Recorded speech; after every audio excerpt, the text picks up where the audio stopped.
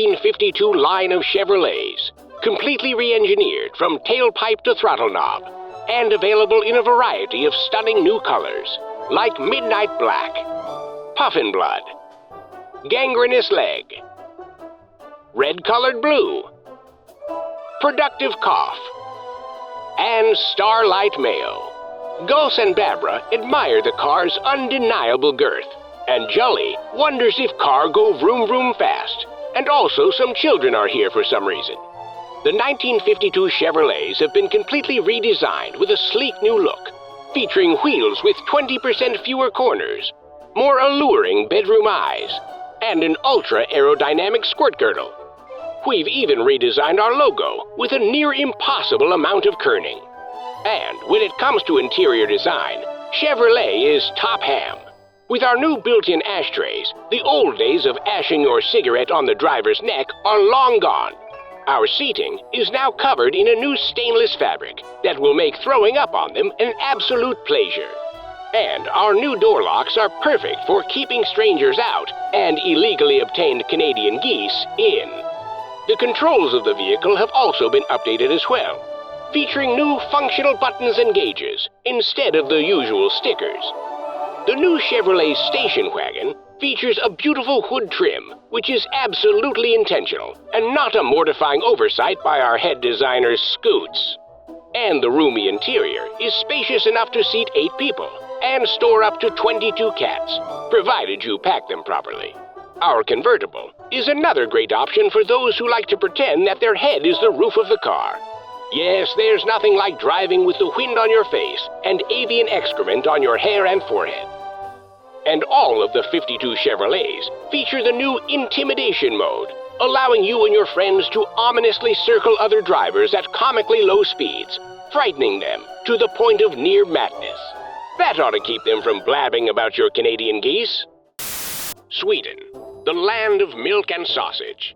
And this particular sausage is world famous for its distinctive flavor, thanks to a special ingredient. While I cannot reveal this trade secret, it rhymes with hippopotamus festivals. Here at the bottling station, bottles are filled with milk. Occasionally, a small percentage of the bottles are filled instead with a weather-resistant boat varnish. And that's where Pierre comes in. She takes careful mental notes which bottles contain milk and which contain varnish before loading them into the same box. Here, Lunia and Hild perform tests on a cow to make sure it is suitable for milking. She seems to be in good health, but scores poorly in world history. The answer was Tsar Nicholas. Most people like their milk smooth and creamy, but some prefer to consume it in the sharp granular form. This rough and angular delicacy is sometimes called magic milk for its ability to go down white and come out bright red. These men are here to oversee the factory operations, but soon get distracted as the new issue of Cow Beat is out. It appears Bobby Bovine is crushing on someone new. Now the milk goes out for delivery. The drivers must use caution, as they will be passing through cow country. Those cows won't hesitate to take back what is theirs, and rumor has it, they recently got hold of a katana. After a long day, the workers head over to the Miljöberg for some complimentary sausages and glass after glass of marine-grade boat varnish. Believe it or not, food is important to our health and well-being. Why, without food, we would have nothing to chew and would have to find other reasons for spending time in the bathroom. But food is also important for its nutritional value. A daily balanced diet consists of food like cheese, poultry, beef pockets, and a fish named Gregory, though a steward will do in a pinch. Vegetables are important too. Vegetables provide us with things we can't produce on our own, like essential vitamins. And it's vital we consume their hair and blood, as we can't produce those either. Fruits must be eaten as well. Some doctors recommend at least one briefcase full of fruit a day, though it's actually just one particular doctor, and his office is located on a moving Ferris wheel. Though quite nutritious, chicken eggs can be difficult to steal, and the hens aren't always cool about it. So goat eggs may be used as a substitute. Goats don't care what you steal. Bread is another thing that must be consumed or inserted into the body. The nutrients in the crust help us grow our human crust, which is what that Ferris wheel doctor calls skin. Here is an example of a typical breakfast: poached goat egg, isosceles bread triangles, citrus discs, and 4 silverwares. For lunch, it's 3 silverwares, and some other things you can probably skip. And for dinner, it's 4 glasses of milk, frozen sugar milk, curly milk, and some cheese that's for decorative purposes only. Thanks to proper nutrition, Gulden has the brain power to draw a bodybuilding turtle. The Thompson boys have the courage to unlawfully dismantle this aircraft. And Susan has the dexterity to mime motions behind the player piano. And it doesn't hurt her complexion either. Why, just look at her radiant crust. Yes, the nutrients in a healthy diet can even build healthy bones, which are important if you are leaping from a moving Ferris wheel to evade the authorities. The prom. A well-deserved reward for the popular and good-looking. But in order to get a date for the prom, you must first ask someone. The most traditional way to ask is with a notarized letter sent by Carrier Goose. But Ralph has chosen to use the telephone, though he did briefly consider writing the words, "You go prom with Ralph," on a mayonnaise-stained paper towel. Luckily for Ralph, Nancy agrees to his prom request, though they will have to disguise themselves as teenagers, as they are both apparently in their mid-40s. Of course, seeing as all of the town horses were recently poisoned, Ralph and Nancy will need another way to get to the prom. As you can see, Ralph has decided to try to construct a car out of garbage scraps and corroded hotel silverware. It's not much to look at, but luckily the theme of the prom is dystopian refuse pile. Before the prom, Ralph visits the flower shop. He'll need to purchase a corsage for Nancy, if he'd like the bees to find her, and he does. Master Floraltier and former blooming boy Slanch shows Ralph his flower options. Slanch likes to keep the flowers refrigerated, though it's hard to find room, as the refrigerator is stacked top to bottom with horse poison. There, the corsage goes perfectly with her dress. And with a strapless gown like that, the bees will have abundant stinging surfaces.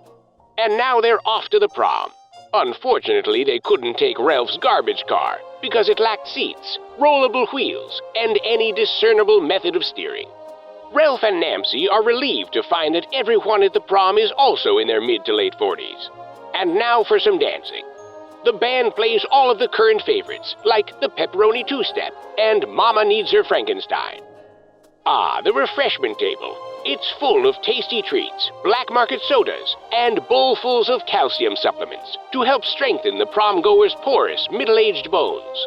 And now it's time to say goodnight. Nancy has decided to shield her bare shoulders from the night bees and has opted to wear an entire snow leopard. But unfortunately, Ralph has to go. He has an early morning tomorrow. Those horse graves aren't going to dig themselves. The World's Fair. A place to see new innovations, things that violate God's law, and state-of-the-art Sinclair fueling stations.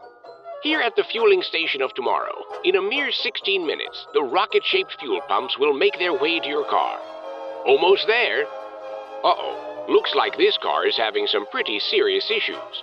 Probably best to take it behind the garage and give it the old yeller. For extra speedy service, the Sinclair Gossip Line is available. You can call for a tow and find out which homeroom hunk is crushing on Sally. It's Bramson. But Sinclair does more than just service cars. Why, Sinclair services all manner of boats, such as sail, tug, and gravy. Even nonsense garbage boats that float wrong. The boat captain can tell he's in danger. Here in the marina, boats are able to refuel directly on the water. Occasionally, cars try to refuel here as well. You can even get a free gallon of gas if you spot one of the bodies. And here at Sinclair's Dinoland, visitors can see the dinosaurs of the prehistoric past. No, I don't mean your great-grandmother Esther, though her corpse is on display here as well. Make way for the mighty T-Rex, perhaps the deadliest of all dinosaurs, due to his menacing teeth and skill with a switchblade. And this is Dennis, the keeper of silly secrets. For a nickel, he'll tell you a silly secret, and for a dime, he'll trample a man to death. For a quarter, you can choose which man. The Snortodon may be the stupidest-looking dinosaur, and may be asthmatic and have poor social skills, and may be woefully inadequate as a lover, but, he's so stupid I forgot what I was saying. And there's old Glumps himself, Sinclair's dino mascot. After all, gasoline wouldn't be possible if not for Glumps's prehistoric sludgy remains. Remember, all cars run on Glumps. his charming, liquefied smile coursing through every engine in America. Uh-oh, it seems some emergency services are required. There's been another trampling. Traffic. Since the advent of the motor car, traffic congestion has only continued to increase, leading to roadways more clogged than a Thanksgiving Day toilet. But traffic jams are not something that can be fixed by your ham-stained uncle and his plunger. No, something more must be done. One possible solution is the rail system. Another solution involves a series of small dirigibles piloted by highly trained monkeys that I've named chimp blimps. But apparently the city doesn't like good ideas. The rail system provides an efficient means of conveyance for large numbers of people and can accommodate the most enormous of coats. Today, many rail systems are underground, which can be a concern for those wanting to steer clear of Goblin Country. But don't worry, safety is all but guaranteed, provided no one rings the beckoning bell. For those who ring the cursed bell will have few stories left to tell. Rail tickets can be purchased from an automated machine, which is really just a casket-like enclosure with a man named Gilbert inside. If you're feeling generous, feel free to slide a few thin slices of sharp cheddar through the ticket slot. It's nearly time for Gilbert's lunch break. Passengers insert their tickets into the turnstile. Before the tickets are returned to them, the turnstile stamps them with a personalized erotic limerick. No two are alike. Here, the conductor checks tickets aboard the train. This woman receives a small cash bonus for sitting next to this preposterously old man. Soon he will no doubt regale her with stories of his time in the French and Indian War and describe what life was like in the days before soup. Uh-oh, someone has rung the beckoning bell. Its haunting chime will echo far into the deep, summoning the goblin hordes. This kind of thing would never happen on the chimp blimps. America the Beautiful. Famous for its cascading mountains, long veiny rivers, and Mr. Dibbles, the morbidly obese golden retriever. And whether traveling by locomotive, trackless locomotive, or critically under-maintenanced aeroplane, America is quite a sight to see. Why not visit historic New Orleans and see its famed Mardi Gras celebration? There's no better way to receive a mild to severe concussion than to be playfully struck by a fistful of costume jewelry. Plus, it's rumored that parts of the city are haunted. A fun fact for people who believe in made-up nonsense. And over in the American wilderness, why not try your hand at being a genuine cowboy? Why, you'll feel like Wyatt Earp himself, riding on your arthritic rental horse, next to your best friend/orthodontist. Or perhaps you'll enjoy beautiful Florida and its scenic old-world charm. And don't miss its legendary Fountain of Youth. This ancient well may not turn back the clock, but it will give you something called the Miami Mudslides. A trip to the amusement park. Yes, adults and children alike love these playful getaways. And here is one of the park's more popular rides, the Hindenburg Experience. But don't worry, these vehicles aren't kept aloft by hydrogen, but by threadbare, weather-damaged ropes. Here, Fruth and Talby take a spin in the water boats. They are hastily trying to reach international waters to unload some hot skee-ball tickets. Uh-oh, it looks like the captain has caught wind of their plan. They won't make it past the marina. Here on the carousel, Scotty's relentless demands for speed have driven his horse to the brink of lameness. But not to worry, there is a special glue hospital that will fix him right up. It may look as though these vehicles aren't secured properly, but the ride operator will address it just as soon as he sobers up. The Ferris wheel is another popular attraction, as it provides riders with a nice view of the fancier amusement park just down the road. It appears their toilets are indoors, and not just a communal clay pot with a sign reading, "It goes in here." And here is Tetanus the Clown and his dancing dogs. Just marvel at how badly they must want treats. But the fun doesn't have to end at the park. For a small fee, you can hire Tetanus for birthday parties, or to silently creep into your home in the dead of night and awaken you with the sounds of his unhinged laughter, though most choose the birthday party. And who doesn't love the bumper cars? Kids love to crash into one another, exchange insurance information, and plead with pedestrians to act as witnesses on their behalf. And there are plenty of treats to enjoy as well, like heated dogs, the communal ice cream cone, or a healthy helping of cobwebs. It's advised to eat around the brown recluse eggs. Uh-oh, I'm afraid these skee-ball players won't be winning any tickets today. Not unless they want to scour the watery wreckage of the marina. The beach. humanity's filthy bathtub. A place where you can inadvertently bite into tiny rocks every fourth bite of your sandwich. Gossip about the fish and other lungless creatures of the deep. Or play a game of 29-person volleyball. But the beach offers other activities as well. These fellows are playing Tommy Tumbles. They won. And this young woman is playing a game of seal or human with the local sharks. And of course, there is always surfing. Surfing is an ancient, time-honored practice. But before the invention of modern surfboards, horses were used in their place. The sport looked quite different back then. Instead of gracefully riding atop the waves like nowadays, surfers would stand motionless on the back of a fully submerged horse for upwards of 25 minutes. Typically after one use, the horse was retired. Modern surfboards can be very slippery. That's why it's always important to keep them waxed, even in places you don't think anyone will ever see. And here is surf legend Chasley, but the locals know him as Medium Kahuna. Here, Chasley is carving a surfboard from a discarded coffee table he found. All he had to do was retrieve it from his neighbor's locked home under cover of darkness. As you can see, Chasley has painted his surfboard with characters he calls the Unsettlings, each one more unnerving than the last. Sometimes, Chasley likes to imagine which one would be the best kisser. I'd put my money on that East European penguin, or maybe the Puritan schnauzer. Chasley makes certain to lock his surfboard up tight. After all, everyone will want to get their hands on a surfboard with drawings like that. Oh, be sure to lock it tight, Chasley. For those who don't have access to a surfboard, there is another option available in the form of body surfing. In this version of the sport, you become the board and must subject yourself to the whims of the mighty Poseidon himself. And sometimes he can be rather sassy. On the plus side, when you are firmly lodged into the sand by the crashing waves, there's a decent chance you could see some ancient horse fossils. Bowling, a sport of drinking, eating plates of lab-created cheeses, and also occasionally rolling a heavy ball. Proper footwear must be worn in the bowling alley, so special shoes are used. It's important that when hurling a heavy object across the room, that your shoes also be impossibly slippy. If you don't own any yourself, you can always rent them. And if you're concerned about hygiene, your shoes can be sprayed down with a fine maple syrup. This in no way kills fungus and bacteria, but the ants will soon take your mind off it. The pins are all given distinct numbers to help bowlers keep track of grudges. Names were once used, but they found that bowlers would always aim for Craig. Barry is pleased with his shot. He did precisely the thing he intended to, by rolling a heavy ball on the floor and knocking something over. He expects he'll receive a hero's welcome at home. Bowling Sergeant Tabitha demonstrates the proper way to hold the ball.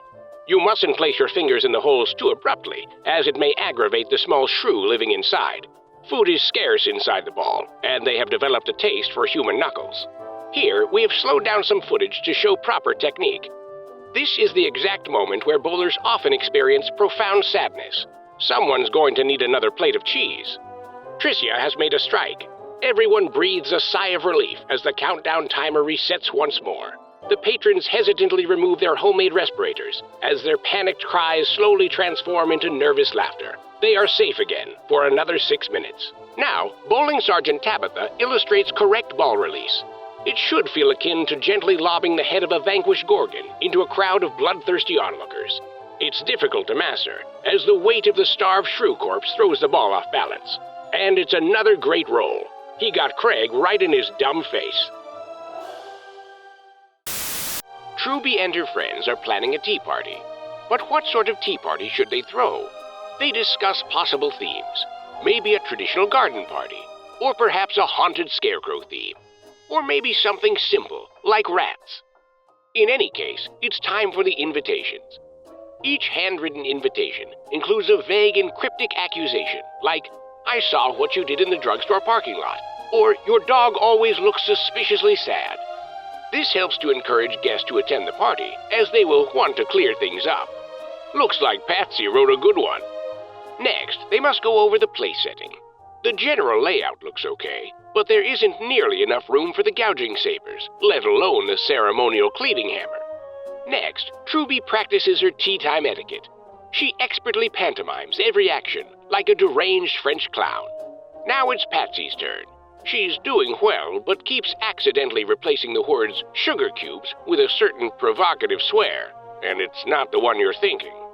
Now it's time for the party, and everyone is dressed to the nines, complete with corsages, inflatable shoulder cones, and nonsense hats. Patsy compliments Mrs. Lipgren's nonsense hat. She thinks it looks just like a, well, she meant to say sugar cube. The guests seem to be enjoying the party, despite the stunt show spectacular being canceled. Everyone was looking forward to watching a man pass away on a motorcycle. I think some light music is in order. The quartet plays the traditional tea shanty. Oh, how that steel kettle blows. But it looks like there's a request for the song, Please Stop, Everyone Hates Everything You're Doing. Must be a newer song. And it looks like the Baroness has arrived. And no one can compete with her nonsense hats. Why, just look at it. It's an amorphous blob that confounds the eyes and betrays geometry. Here, Patsy gleefully attempts to serve one of the guests. Oh, sugar cubes! That mistake will cost her a night in the cactus box. But soon all eyes are on the Baroness. A lot of wild accusations were made that she's desperately trying to explain away. The airport. The gateway to travel. A place truly beyond God's reach. And these are the air traffic controllers. They help ensure every plane is running on time and adheres to the strict 11 p.m. curfew. Air traffic controllers must be focused and alert at all times.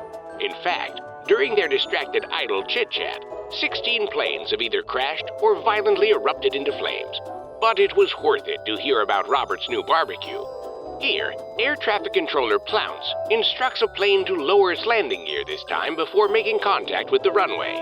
The pilots hold hands, as this is always one of the scariest parts. Say, that worked pretty well, and with less screaming. This may be superior to the slide and pray method. The plane may look as though it is smiling, but it is actually in a great deal of pain. Once the plane has landed, it must undergo some maintenance. First, it must replenish its massive syrup tanks. Passengers simply won't tolerate dry pancakes. Here, a worker checks the engine for any stray possums. Yep, they're still in there. This man would like to purchase a ticket, but they must first check the computer. The computer says it's okay. The more humans, the better, it says. Yes, the more humans, the better. Pilots must be tested frequently to keep their skills sharp. Here, they check the results of a recent pop quiz. Captain Saltz was able to find all the planes in the picture, but did lose a point for also circling a tractor. And although Captain Peppers forgot to include the wings in his plane drawing, he did get extra credit for the volleyball-playing Stegosaurus. His name is Stegums. This family is on vacation to see an airport. It will be a long and expensive plane ride to get there, but it should be well worth the effort. This machine predicts how many minutes will pass before this luggage is lost. About 40 to 45. Not too bad. And there it goes. This section is like a roller coaster for the baggage, or for the bold and inebriated. The bags keep very close to each other, as this is always one of the scariest parts. Beer, the drink of the gods, the sweat of the titans, the milk of the seagulls. Beer has a long and storied history, from its role in Egyptian culture, to the calzone brunches of ancient Rome, to the people who constructed this miniature diorama. Why beer was even brought to the New World by Bobby Thanksgiving and his pilgrims. Today, beer is enjoyed by all manner of people, like humorless elderly couples, rarely mentioned uncles, and even Linda. The process of brewing beer starts here, at this random field. Here is some of the stuff the workers found in the grass. This combination of nuts, clippings, and loose gravel will soon become beer. Once brewing is complete, the beer is delivered via beer car to bars like this one. The all-wooden facade fools the beer into believing it's inside of a barrel. Here, bartenders like Sudsy McIntyre serve patrons glass after glass of piping hot beer, and for 3 nickels, will regale them with historically inaccurate tales of Bobby Thanksgiving's treacherous voyage. Typing. Yes, since the dawn of mankind, humans have yearned for a way to eradicate the pencil. Always breaking, always in need of sharpening and constant washing. But thanks to the modern typewriter, you can finally say goodbye to your pencil sharpener, pencil soap, and multi-pocketed pencil blouse. There are many varieties of typewriters, from the primitive press and scoot to the anatomically confounding bend and wheep. Newer typewriters may even be electrically powered, diesel-powered, or bee-powered.